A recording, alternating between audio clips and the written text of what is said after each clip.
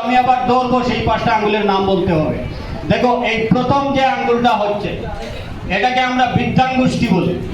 তো আমি সেটাকে বৃদ্ধাঙ্গুষ্ঠী বলবো, আমি সেটাকে বলবো জ্ঞান। কি এই আঙ্গুলটার নাম কি? জ্ঞান। এর পরবর্তী আমার যে আঙ্গুলটা আছে সেটার নাম হলো সাধনা। কি? সাধনা। প্রথমটা হচ্ছে জ্ঞান, দ্বিতীয়টা হচ্ছে সাধনা। 3 নম্বর যে আঙ্গুলটা আছে সবার উপরে, সে দেখো সবার থেকে লম্বা, তাই না? এই আঙ্গুলটার নাম কি হবে? সত্য। জ্ঞান, সাধনা, সত্য। এর পরবর্তী যে আঙ্গুলটা আছে সেটাকে যদি এটাকে যেমনি তেমনি তুমি নাড়াচাড়া করতে পারো, কিন্তু এটাকে নাড়িয়ে দেখো নড়বে না, কিন্তু নড়বে না। তার মানে এটা হচ্ছে অক্ষ। জ্ঞান, সাধনা, সত্য এবং অক্ষ। সর্বশেষ যে আঙ্গুলটা হচ্ছে কনিষ্ঠ আঙ্গুল, যেটাকে আমরা বলি, সেটার নাম হচ্ছে স্ফূর্তি। স্ফূর্তি কি? আনন্দ। স্ফূর্তি বা আনন্দ। আমরা কি পেলাম? জ্ঞান, সাধনা, সত্য, অক্ষ এবং স্ফূর্তি। এখন তোমরা এখানে এসেছো জ্ঞান আহরণ করার জন্য। আলী হোসেন স্যার তোমাদেরকে এই যে টেকনিকগুলো শিখাবেন, সেগুলোর থেকে তোমরা জ্ঞান আহরণ করতে হবে। জ্ঞান জ্ঞান এই যে বিজ্ঞান দৃষ্টিটাকে তোমরা শক্ত করতে হবে, জ্ঞান আহরণ করতে হবে। এই জ্ঞানটা আহরণ করতে হলে তোমাদেরকে কি করতে হবে?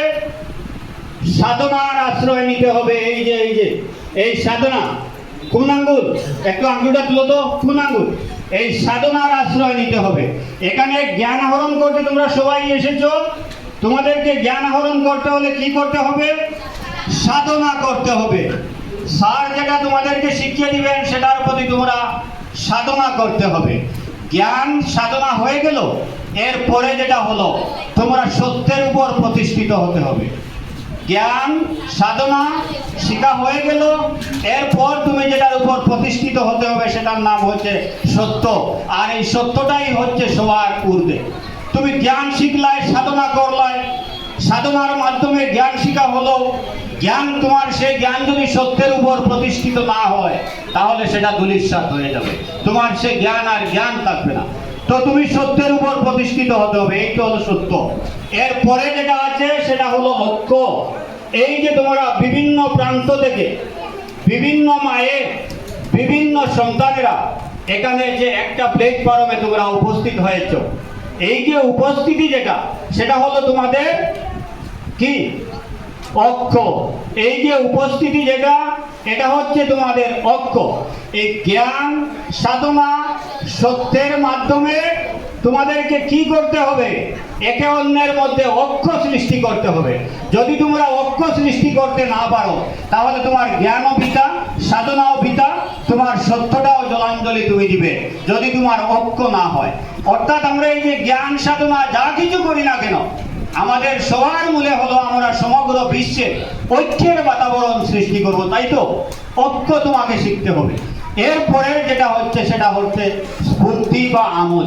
এখানে স্যাররা আছেন, স্কুলে যদি খালি সব সময় বাচ্চাকে বেত্রাঘাত করা হয় তাহলে সে বাচ্চাকে কখনো মনুষ্য রূপে ওনারা প্রতিষ্ঠিত করতে পারবেন না। হ্যাঁ, বাচ্চাকে যখন সে আটকে যাবে তখন তাকে বেত্রাঘাত করতে হবে, তাকে ধমকাতে হবে। যখন শিক্ষকরা তাকে ধমক দিবেন, বেত্রাঘাত করবেন, তার পাশাপাশি তাকে আবার স্ফূর্তির সময়টুকু সার দিতে হবে।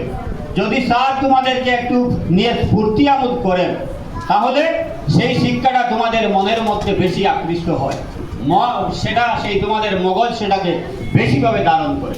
তাই তোমরা এখানে শিক্ষা নিবে, জ্ঞান নিবে, সাধনা নিবে, সত্যের উপর প্রতিষ্ঠিত হবে, ঐক্যবদ্ধভাবে এসেছে, ঐক্যবদ্ধ হবে।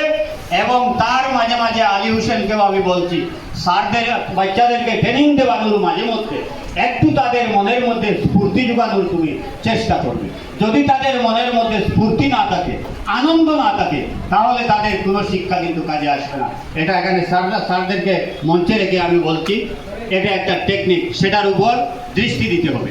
তো তোমরা 5টা আঙ্গুলের নাম শিখেছো তো, এই 5টা আঙ্গুলের নাম যদি তোমরা শিখতে পারো তাহলে জীবনে তোমরা প্রতিষ্ঠিত হতে পারবে। আর কিছুই তোমাদের করতে লাগবে না, শুধু জ্ঞান আহরণ করার জন্য তোমাদের সাধনার প্রয়োজন। জ্ঞান আনতে হলে সাধনা, সাধনা মানে স্বাদ আনা, স্বাদ আনা। সন্ধি করলে কি হয়? সাধনাকে সন্ধি করলে সাত যোগ আনা সমান হইল সাধনা। অর্থাৎ জ্ঞানের প্রতি তোমাদেরকে সাতটাকে টেনে আনতে হবে। আমি জ্ঞান আহরণ করব, আমার সাত টেনে আমাকে আনতে হবে, সাধনা করতে হবে। সাত টেনে আনা মানে সাধনা করতে হবে। এই সাধনাটা কিসের উপর হবে? সত্যের উপর হবে। যে তোমরা এখানে যে শিক্ষাটা ক্যারেক্ট শিক্ষা